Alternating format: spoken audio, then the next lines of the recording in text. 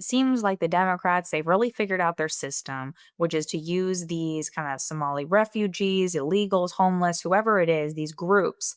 They bring them in, they usher them into the country, they find ways to get them to vote. And I'm just using that one example, but there's a lot of other bad things they're up to.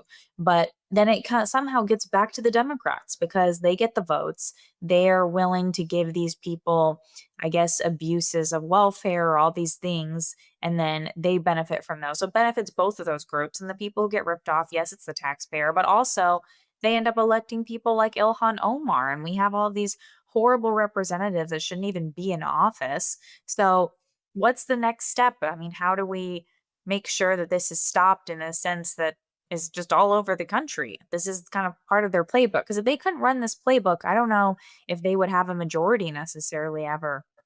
It needs to be treated like organized crime. And when the federal government goes after organized crime, they specify an elaborate conspiracy. Now, the good thing about framing it this way is that then you show that the conspiracy requires all these elements to participate in it. And each element may not be doing all the things in the conspiracy. Just like if you rob a bank, one guy is the getaway driver, another guy keeps an eye out, a third guy's job is to, crack the safe. And so Mhm. the conspiracy wouldn't work if it didn't have all these elements, but each element may not be doing the whole thing and doesn't even have to be in on the whole thing.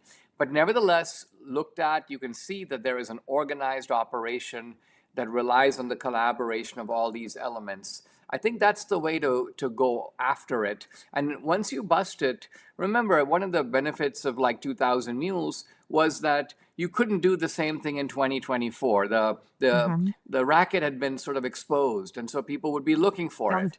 And so similarly here, if you can make an example out of Tim Walz's Minnesota, I think you will start forcing other jurisdictions to start pulling back on this kind of racket because hey, they'd all have to fear we could be next.